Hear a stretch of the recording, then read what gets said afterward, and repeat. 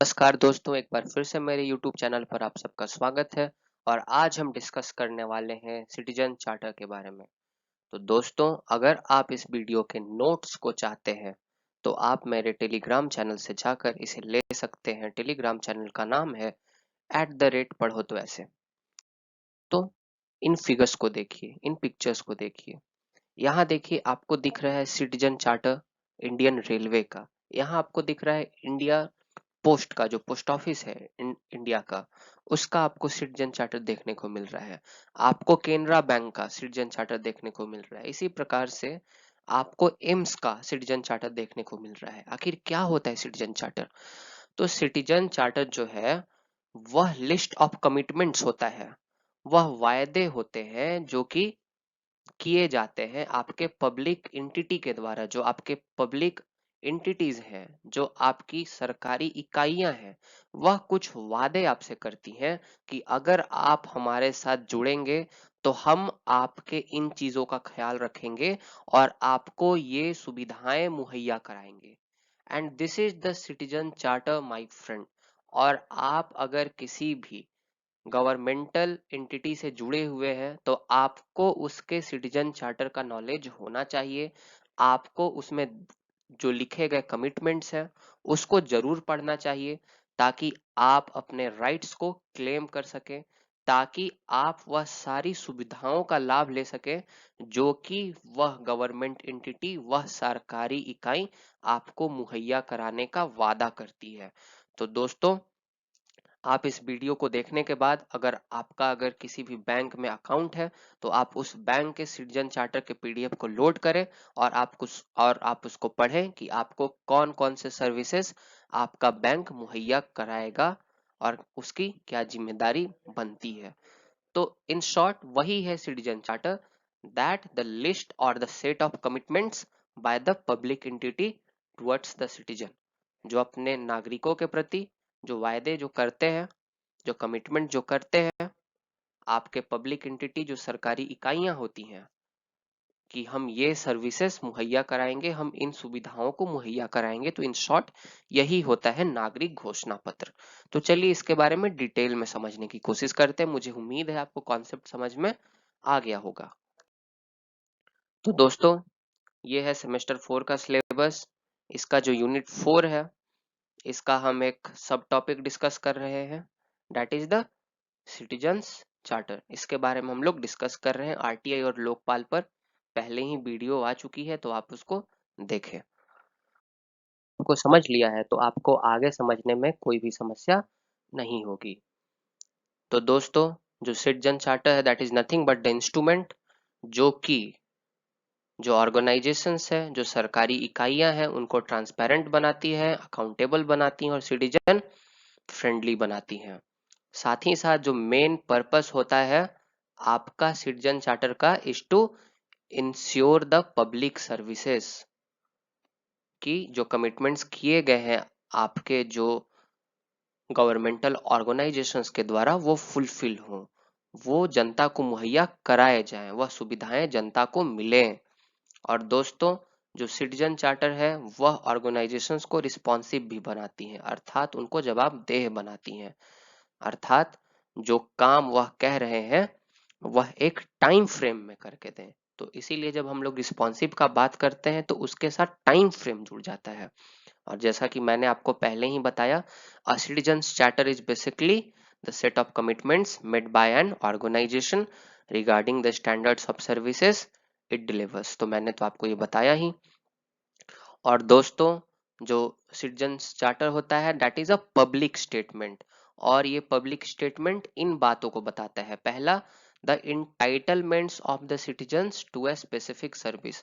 अगर कोई भी नागरिक, अगर कोई भी गवर्नमेंटल ऑर्गेनाइजेशंस का अगर मेंबरशिप लेता है तो उसे क्या क्या सर्विसेज मुहैया कराई जाएंगी, उसे क्या क्या सुविधाएं दी जाएंगी, ये बताता है सिटीजन चार्टर। दूसरा बताता है द स्टैंडर्ड्स ऑफ सर्विसेज जो मुहैया कराई जाएगी जनता को अगर वह ऑर्गेनाइजेशन के साथ जुड़ेगा।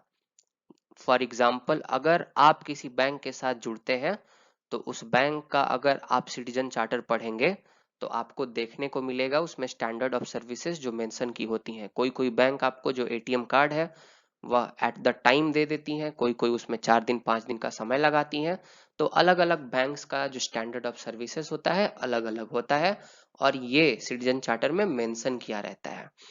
दोस्तों, जो सिटीजन चार्टर है सर्विसेज के साथ साथ ये भी बताती हैं कि क्या कंडीशन है जिसको फुलफिल करके कोई भी नागरिक उस गवर्नमेंटल ऑर्गेनाइजेशन का मेंबरशिप प्राप्त कर सकता है। फॉर एग्जाम्पल, अगर आप बैंक में अकाउंट खुलवाना चाहते हैं तो उस सिटीजन चार्टर में यह भी लिखा हुआ रहेगा कि क्या क्या कंडीशन है जिसके बाद आप इस बैंक में अकाउंट खुलवा सकते हैं। आपको एड्रेस प्रूफ चाहिए, आपको आइडेंटिटी प्रूफ चाहिए, तो ये भी लिखा रहता है।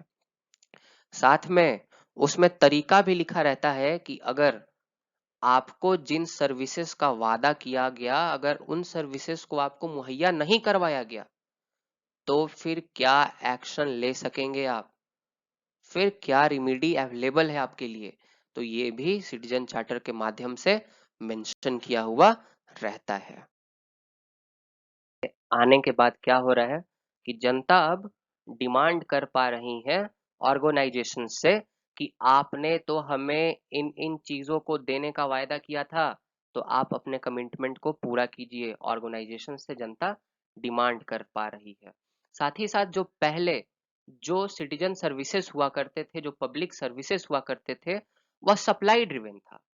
कि जो बैंक्स हैं, बैंक्स हमें जो देती थी हमें बस वही प्राप्त होता था, हमें नहीं पता था कि हम किस चीज के हकदार हैं, हमें और बैंकों से क्या मांगना चाहिए था। मैं एक एग्जांपल दे रहा हूं। तो दोस्तों, अगर मान लीजिए अगर आप अभी किसी बैंक के सदस्य हैं, अगर किसी बैंक में अकाउंट है, तो अगर आपके पास उस बैंक का सिटीजन चार्टर है तो उसमें लिखा हुआ है कि बैंक की जवाबदेही बनती है, बैंक ने आपसे कमिटमेंट किया है कि वह आपको नेट बैंकिंग भी मुहैया कराएगी। तो अब आप जाकर डिमांड कर सकते हैं बैंक से कि भाई आपने तो कमिटमेंट किया था कि आप हमें नेट बैंकिंग मुहैया कराएंगे, आप नहीं दे रहे। तो पहले जो सर्विसेज हुआ करती थी वह सप्लाई ड्रिवेन थी, पर अब सर्विसेज डिमांड ड्रिवेन हो गई हैं। अब आप डिमांड कर रहे हैं सर्विसेज का। जो एआरसी है, जो एडमिनिस्ट्रेटिव रिफॉर्म्स कमीशन है, वह 6 सिद्धांतों को आपके सामने पेश करता है जिसके द्वारा सिटीजन चार्टर को हम कैरेक्टराइज कर सकते हैं। जो गुण है सिटीजन चार्टर के, सबसे पहला है क्वालिटी। दोस्तों, सिटीजन चार्टर्स के माध्यम से क्वालिटी जो है सर्विसेज की वह इंप्रूव हो रही है, आपको चॉइसेस मिल रही है। आप अगर किसी ऑर्गेनाइजेशन को ज्वाइन करते हैं, अगर आप उसके मेंबर बनते हैं, सपोज दैट फॉर कि अगर आप किसी एक बैंक के मेंबर बनते हैं तो आपके पास बहुत सारी चॉइसेस हैं। आप अगर चाहें तो अपना नाम प्रिंट किया हुआ एटीएम कार्ड भी ले सकते हैं, आप सिंपल वाला भी ले सकते हैं। तो चॉइसेस आपको प्रोवाइड करा रही है, और ये चॉइसेस कहाँ लिखे हुए हैं, तो सिटीजन चार्टर में लिखे हुए हैं। स्टैंडर्ड्स आपको मिल रहा है जो कि स्पेसिफाई कर रहा है कि आपको इतने समय में ये सारी चीजें मिल जाएंगी। सिटीजन चार्टर के माध्यम से ये भी हुआ है that value for the tax payer money.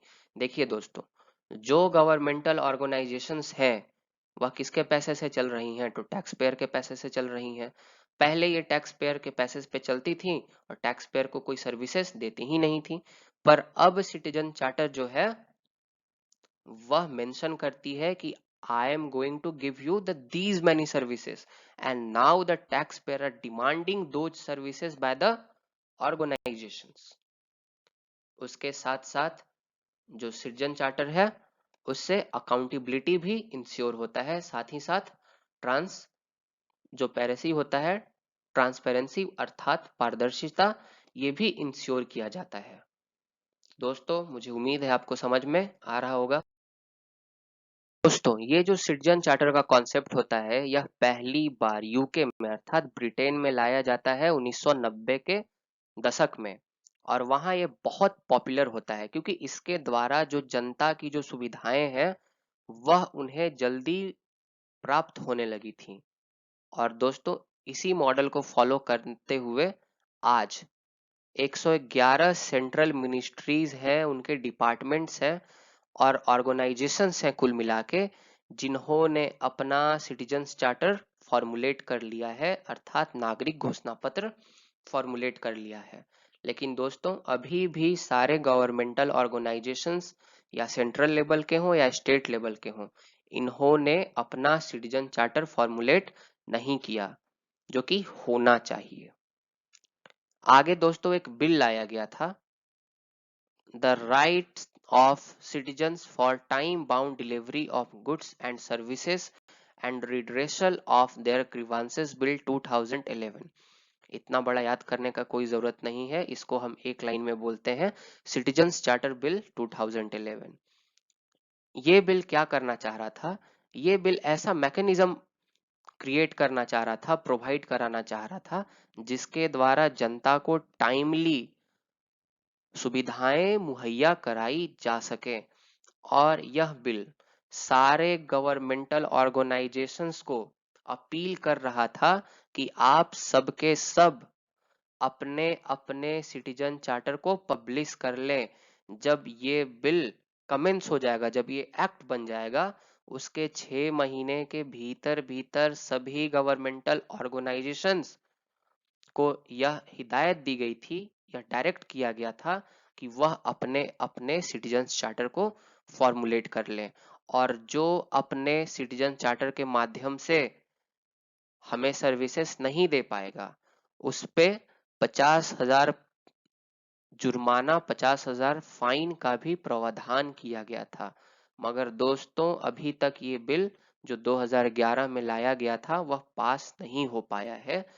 तो अब ये रिस्पॉन्सिबिलिटी बनती है पार्लियामेंट की और गवर्नमेंट की कि वह इस बिल को जरूर पास करे। सिटीजन्स चार्टर के साथ कुछ कुछ लिमिटेशंस भी है, उसमें कुछ कुछ कमियां भी हैं जिसको हम डिस्कस करने वाले हैं। सबसे पहला, जनता जागरूक नहीं है कि यहाँ सिटीजन चार्टर नाम का भी कोई चीज होता है गवर्नमेंटल ऑर्गेनाइजेशंस में, जिसमें ऑर्गेनाइजेशंस ये कमिटमेंट करते हैं कि हम जनता को कौन कौन सी सुविधाएं मुहैया कराएंगे। दूसरा, जो चार्टर्स होते हैं वह रेयरली अपडेट किए जाते हैं। एक बार अगर किसी ऑर्गेनाइजेशन ने उसको बना दिया चार्टर को, तो वह लक्ष्मण की लकीर हो जाता है। भाई समय बढ़ रहा है, समय आगे बढ़ रहा है, तो जो जनता की जरूरतें हैं वह भी बदलेंगी, और साथ ही साथ जो आप सर्विस डिलीवरी कर रहे हैं उसमें भी बदलाव होना चाहिए और उसकी इफिशियंसी इंक्रीज होनी चाहिए। तो दोस्तों ये भी प्रॉब्लम है। तीसरा, जो गवर्नमेंटल ऑर्गेनाइजेशन के जो एम्प्लॉइज हैं वही पेसिमिस्टिक होते हैं, वही सिटीजन चार्टर को वैल्यू नहीं देते, वही इसमें सबसे कम इंटरेस्ट, सबसे कम रुचि शो करते हैं। तो ये कुछ समस्याएं हैं इसको लेकर। तो दोस्तों ये आज के लिए इतना ही था। अगर आपको वीडियो पसंद आया हो तो इस वीडियो को लाइक करें, मेरे चैनल को सब्सक्राइब करें, शेयर करें इस वीडियो को। और दोस्तों धन्यवाद। और हमेशा की तरह यही बोलूँगा, कॉन्सेप्ट को जानिए, कॉन्सेप्ट से पढ़िए, चीज़ों को याद मत कीजिए। और दोस्तों पढ़ो तो वैसे, क्योंकि डिग्री लेने से कुछ नहीं होने वाला।